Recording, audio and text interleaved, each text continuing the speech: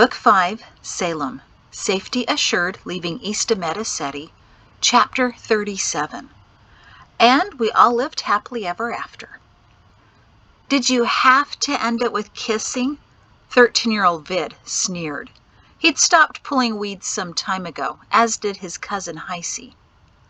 I didn't say anything about kissing, Mugga pointed out.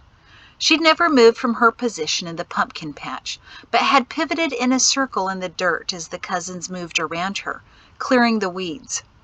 But Heisey sighed and smiled. Oh, they kissed. They always do. Yeah, Vid said, his sneer intensifying. I know. Mugga smirked as laughter ringed her.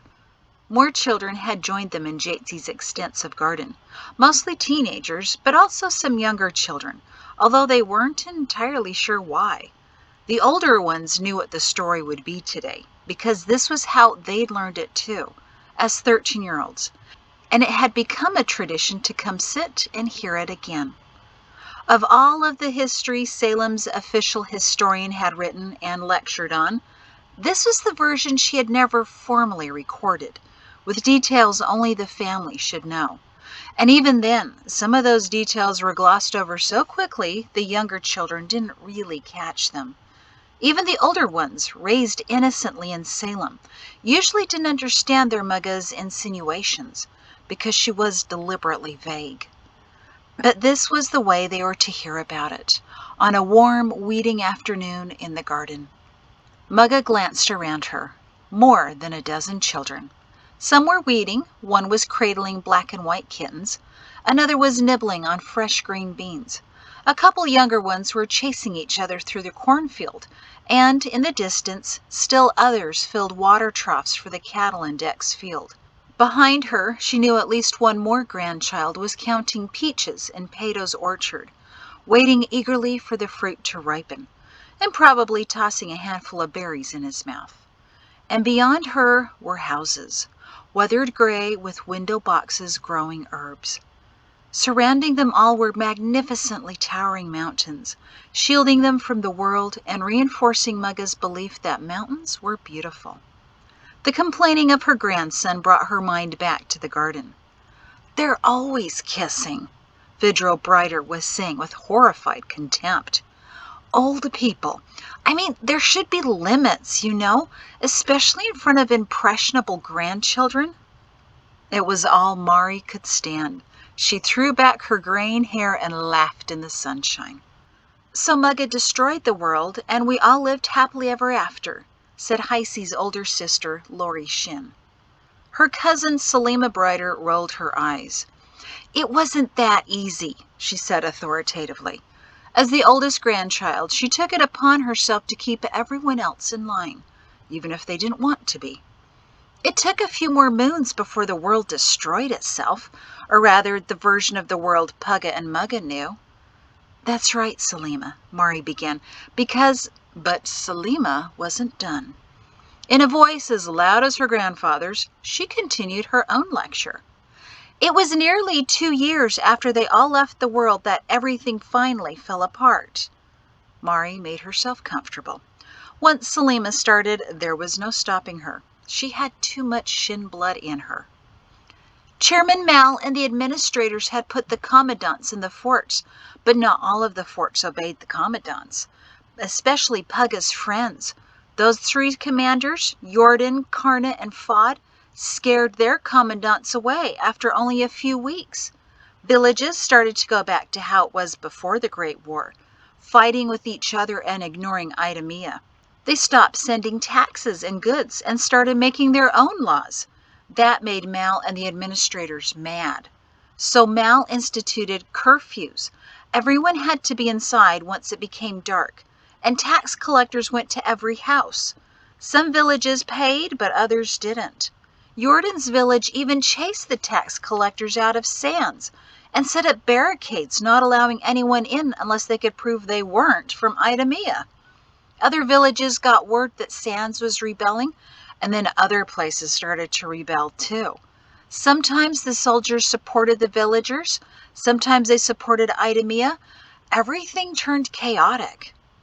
Selima's siblings and cousins shook their heads in amazement. They'd heard the story before, but a society of anarchy was something they simply couldn't wrap their sweetly naive minds around. Finally, it got all out of control. Even worse, Selima said to her captive audience, while Mari listened to the washed version her grandchildren knew. Soldiers started choosing sides. Some left Idumea for villages, while others left their villages for Idumea. When Mal sent out notices that the entire army would be reorganized and that villagers needed to pay yet another tax to fund the change, that was the end. Some people say soldiers and villagers everywhere began to fight, but most noticeable was what Gazada did. He closed up his fancy restaurant, put on his old uniform jacket, although we got reports he had no hope of buttoning it, Mari said with a smile. Selima went on, but Mari's mind wandered. Over the years, Salem had rescued hundreds of refugees from the world, and each of them had a version of what was going on. Mari interviewed all of them, even the several soldiers who, upon seeing her, were stunned, and then were furious that she still lived, until they realized that Perrin Shin had survived too. Within a few weeks of arriving in Salem, all the former soldiers gladly told to Perrin their version of what was happening in the world, while Mari sat quietly to the side taking notes. After those interviews, she and Perrin pulled out the World Book, as they referred to it, and updated details about its collapse. Gazada had indeed closed up his restaurant after holding a meeting with enlisted men who packed his back room. He struggled into his old sergeant's uniform, told his stunned employees to find other work, then left pools with nearly 400 enlisted men following him to Idumea. Because in Idumea, the enlisted men were also plotting, thanks to Grampy Neeks, who'd been exchanging letters for some time with Gazada. Apparently, they'd been planning even before Perrin's remembrance ceremony in Idumea. Neeks and Kwali Pohili had been reassigned to the garrison in Idumea, so they had a front row seat to the unrest. Pinning down exactly what was the cause of the upheaval was as easy as catching one specific mosquito in a swarm. The commandants hated the officers hated them back, along with the enlisted men below them, and the enlisted men hated everyone above them. And not to be left out, the citizenry hated the administrators for imposing more controls, and the administrators hated the army for not doing a better job of controlling the angry citizenry. Well, it was a boiling pot of water, just waiting for a splash of oil.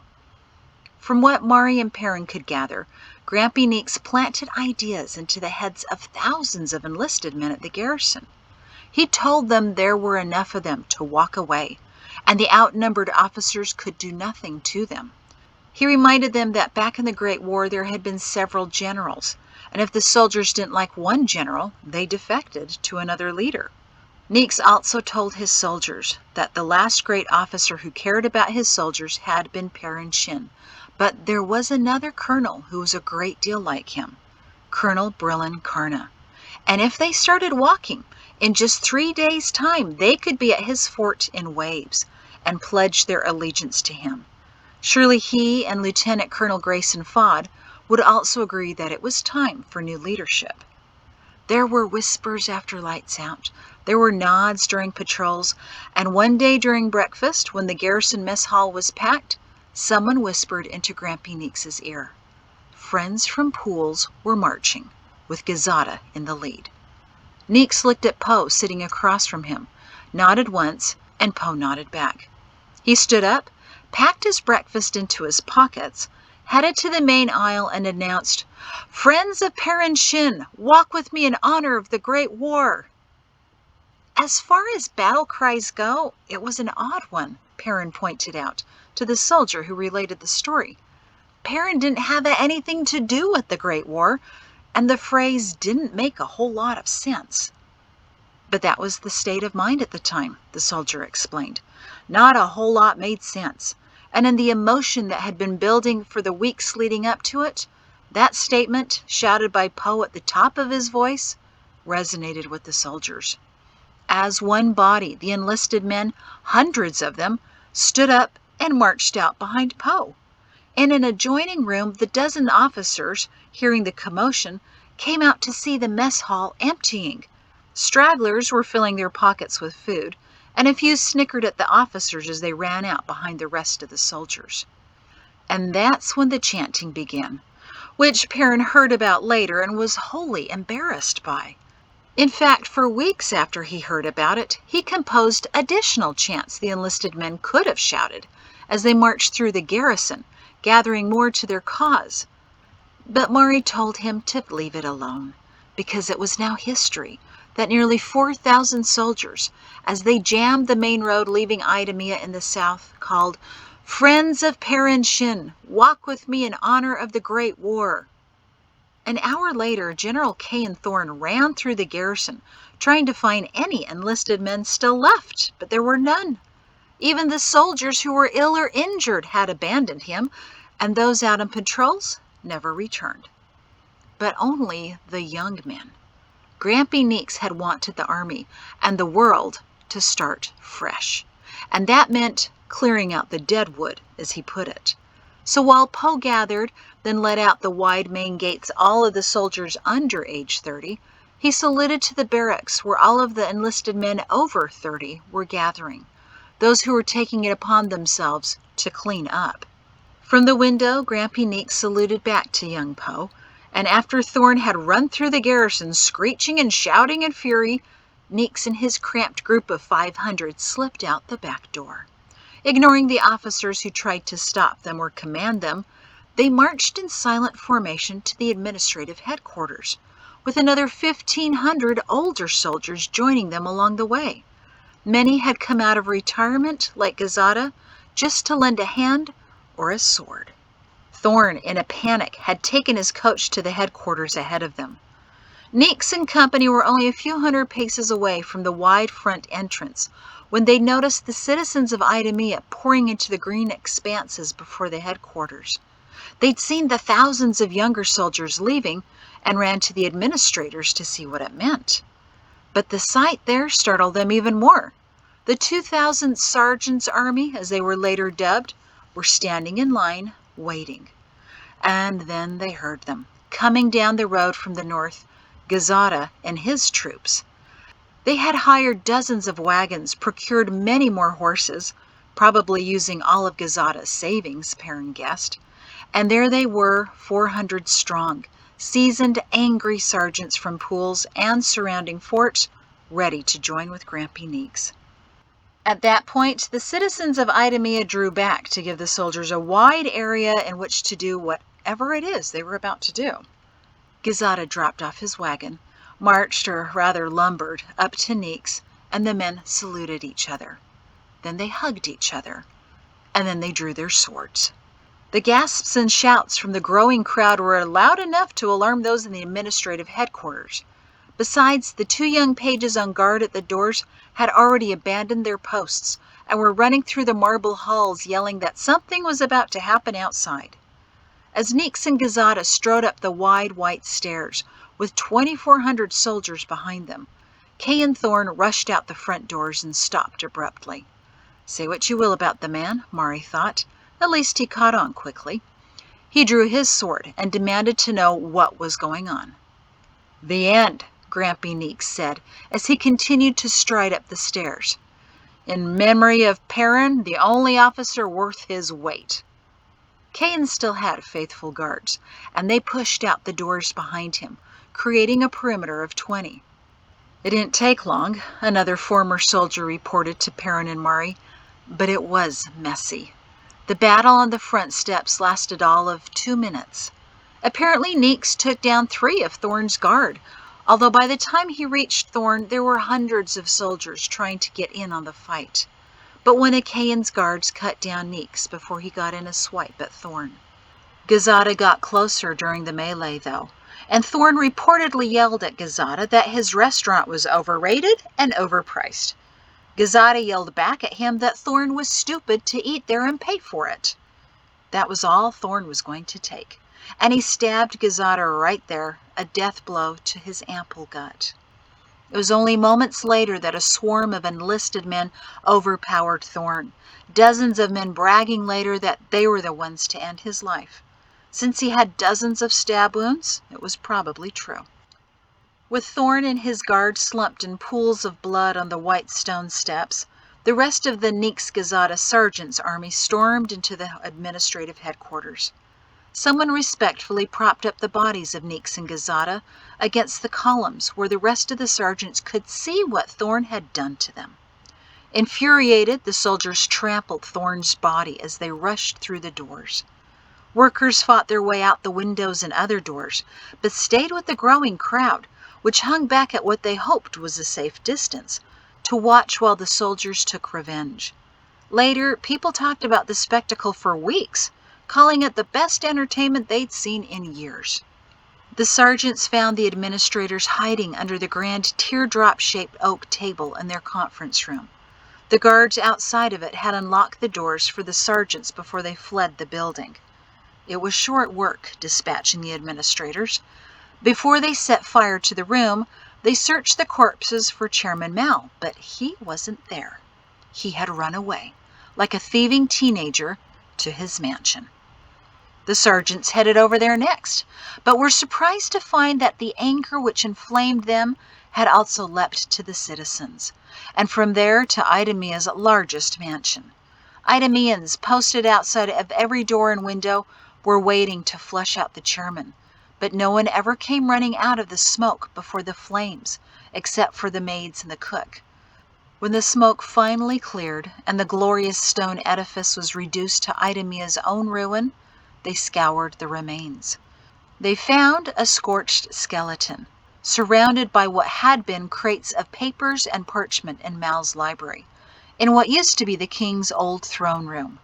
Mao's guard said he barricaded himself in the library, hiding behind his very flammable research, as if somehow those words had power to protect him.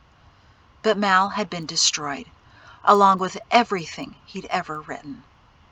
When Perrin heard that news, he said, "Nico died in the same room where he had King Orin assassinated, where I'm sure he had plotted the deaths of many others. Fitting." In the meantime, Poe continued to lead thousands of soldiers south, and many joined from other forts. When he saw a captain ride up to him, accompanied by nearly 200 soldiers, he became understandably nervous, until he saw the name patch. Captain John Offra. "Interested in a few more recruits for your army?" he asked Poe, and playfully saluted him. By the time the new army reached Colonel Karna, having scavenged food from other forts and generous citizens along the way, it was 8,000 strong. Brillin had stood at the open gates of his fort watching with pride and some worry. It was a good thing Lieutenant Colonel Fod stood with him. "I can take about 3,000 of them back with me," he reportedly told Karna. They'd received word about the desertion headed their way and had been scrambling to get ready. "But I don't think I brought you enough extra supplies." "We'll make do," Karna assured him. "In the spirit of Perrin Shin, we'll make do." When Perrin heard that, many moons later, he rubbed his forehead, except that the spirit of Perrin Shin was still in Perrin Shin. The former soldier who told them this part of the story chuckled. Everything those days was done in the spirit of Perrin Shin. Now that I understand about the Creator, I realize it was His spirit influencing those men and inspiring many of the local women to bring so much food. They realized that if they fed the massive army, the army would defend them from whatever Idamia would do next. What Idamia did next was call for reinforcements, immediately. General Snyde, now taking control of what remained of the army and the government, sent messengers to all of the outer-lying forts demanding that they send the bulk of their soldiers to Idamia to stop the looting. General Thorne's mansion, which used to be the Shin's and Dorman's, had been stripped of every last item.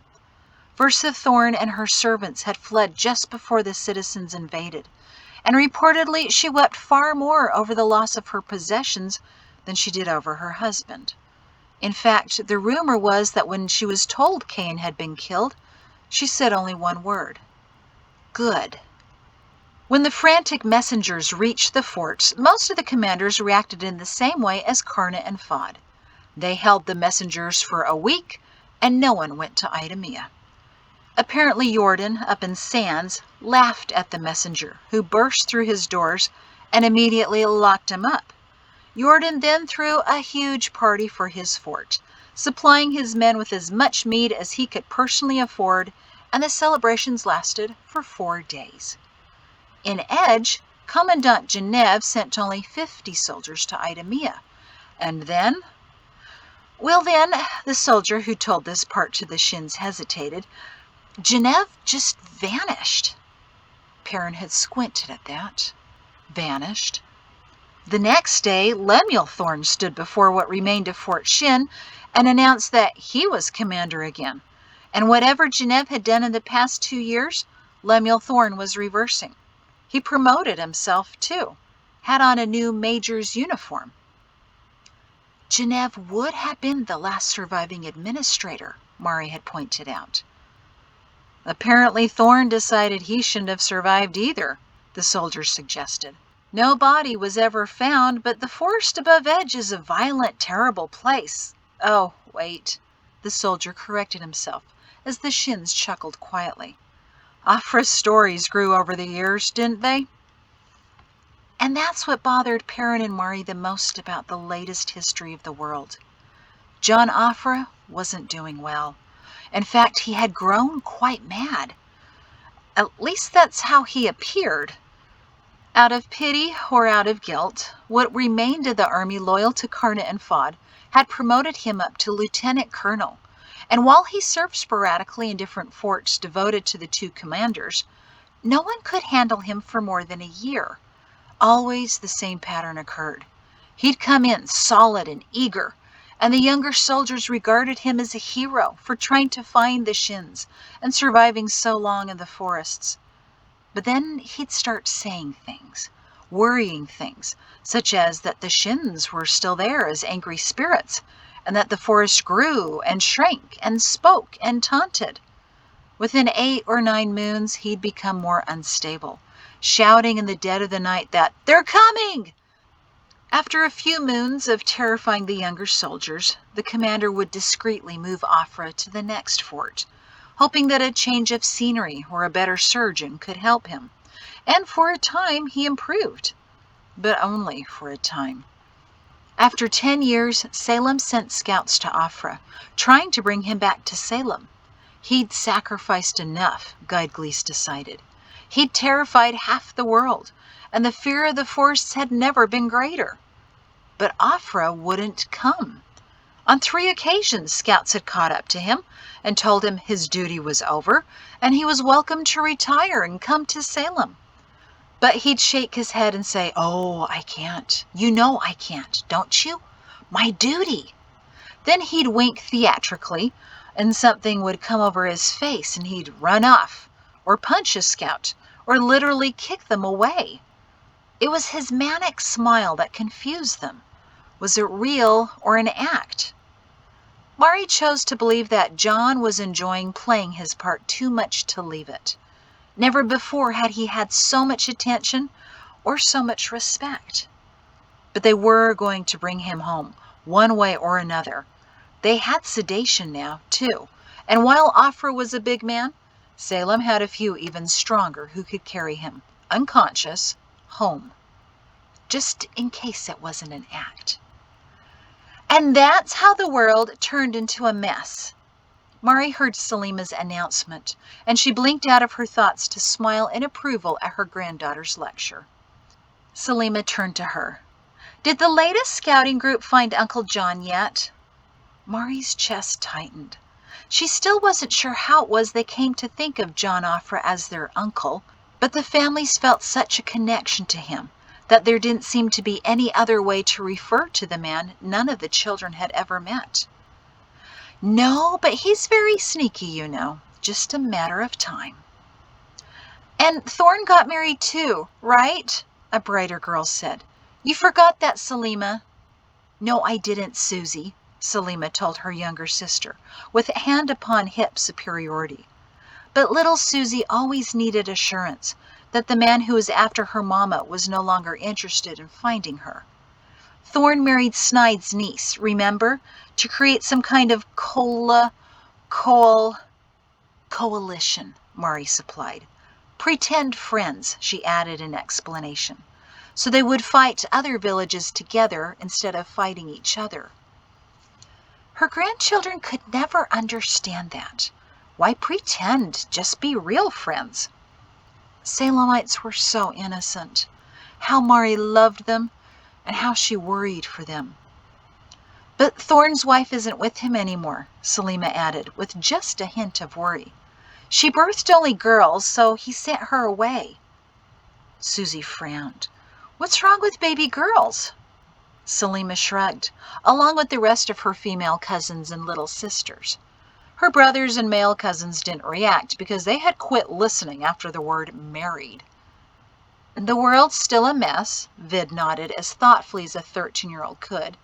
Too many generals, too many borders, and it was all caused by our Mugga, because she wouldn't believe a lie, told the world it was a lie, and Pugga resigned because he wouldn't support lies, and then they ran away, and the world thought they had died, and they were really mad about that, and blamed the administrators and killed them all, and now different officers each thinks he's in charge of the whole thing, and everyone keeps fighting. Except for the few we rescue out of there every year. And then they all lived happily ever after. Mari was cringing during his entire explanation, even though several older children were chuckling. Well, she said slowly, that's one way to sum it up. I wouldn't put it in such terms, but I suppose that's it. And why our Mugga is the most dangerous woman in the world, said Heisey proudly. Oh, well, not exactly, Mari started, always uncomfortable by that declaration of her husband. No, really, what that means is... Come on, Mugga, Heisey said, tilting her head. You don't think you're dangerous? You're the only one who can make Pugga do what she wants. That's dangerous. Mari threw back her head and laughed. Leaning against the fence a few dozen paces away, and shielded by the shade of a peach tree whose branches were heavy with green fruit, a man in his late 30s chuckled quietly at the scene before him. His brown hair had the first touches of gray on the sides, suggesting age and a bit of a burden. But his pale eyes were brighter than the color gray had a right to be. Behind him he heard the approaching footsteps of another man, too large to be silent. But he attempted to creep quietly so as to not interrupt story time in the pumpkin patch. Pedo Shin turned to him. You must have given a pretty good version this time. Vid and Heisey were positively gray. So what did you tell them, General? Just the truth, Pedo. Isn't that scary enough? Perrin grinned as he watched his wife laughing in the middle of the garden. Pedo nodded, keeping his father in his peripheral vision. The years suited him, turning his black hair gray, then recently into a shocking white. In a couple of years he'd be completely white, still imposing, still massive, but now with an almost ethereal quality that made the man who had hoped for a life of anonymity stand out even more among Salemites who held him in reverent awe. The same went for his wife, who, on the other hand, looked like every other older woman with iron gray hair. Until you looked into her eyes. Few women had such fires burning. Mari Shin was as well recognized as her husband in Salem, especially since for the past 17 years she'd been head of the history department of the university, and every student in Salem had sat enthralled in Professor Shin's History of the World class, fascinated by her stories, her interpretations, and her occasional sarcasm. Pedo nudged his father.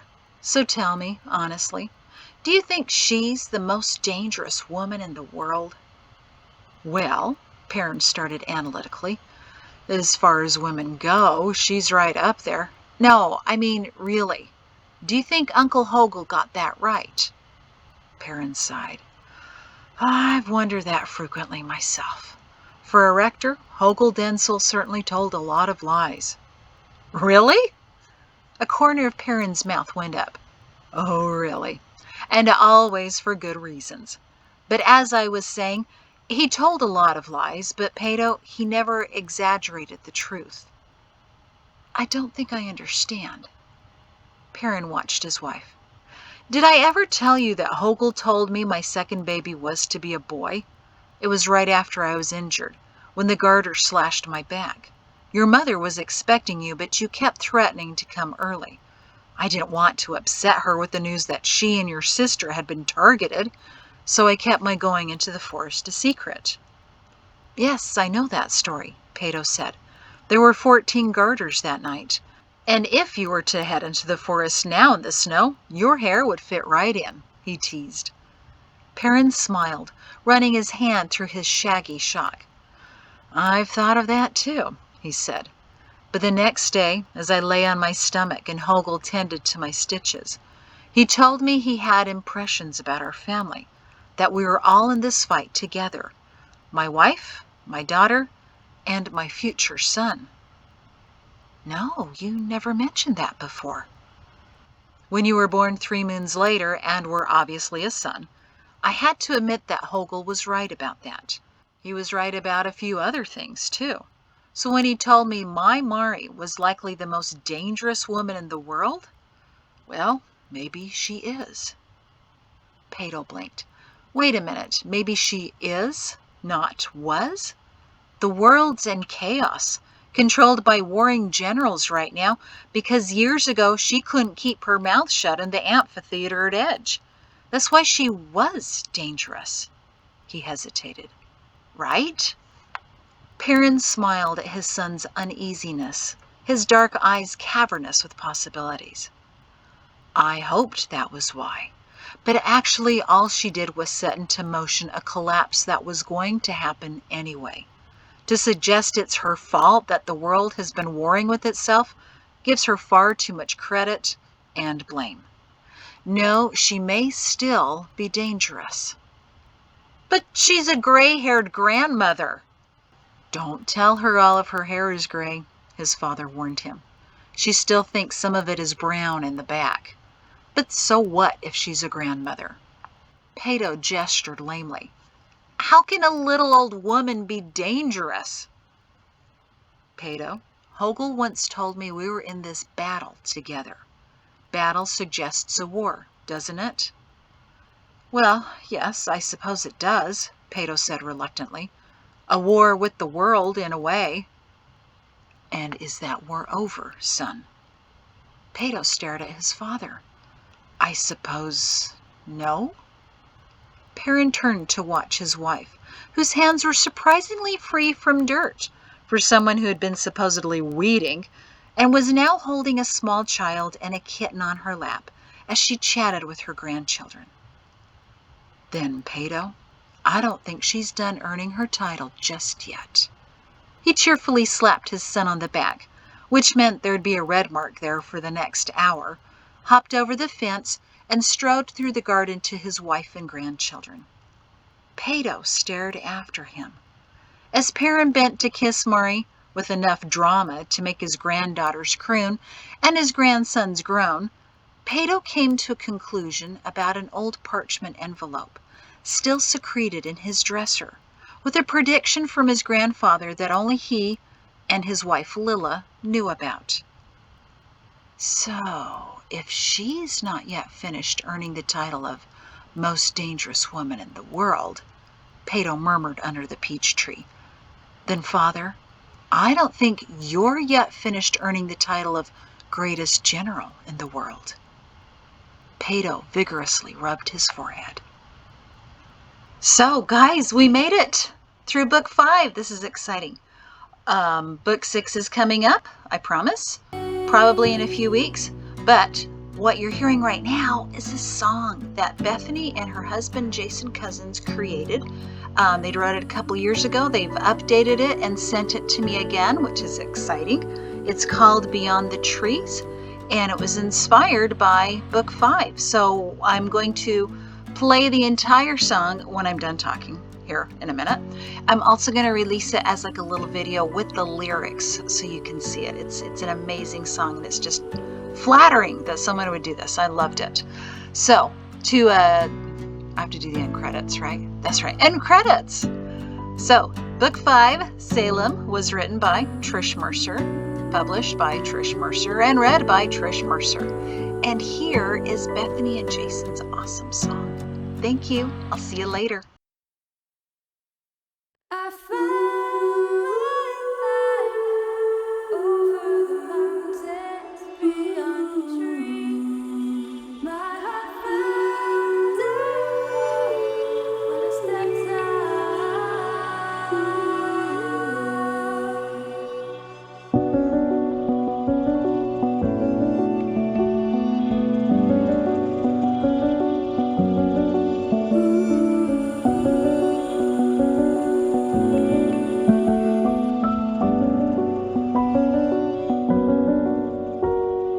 Darkness covered our steps, the woods were calling us deep into the night. What once meant danger has now turned into the safest place to hide. The impossible came to be before my weary eyes. When I found my life over the mountains, beyond the trees, my heart found a home when I stepped out into the valley.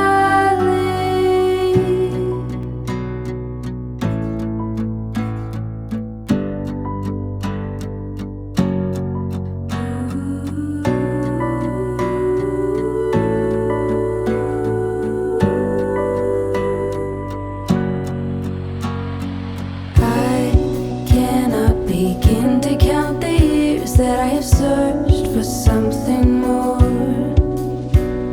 A life spent fighting for the truth, and now I'm hiding from the world.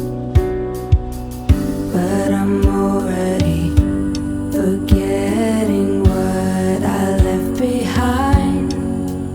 When I found my life over the mountains, beyond the trees, my heart found a home when I stepped out into the valley.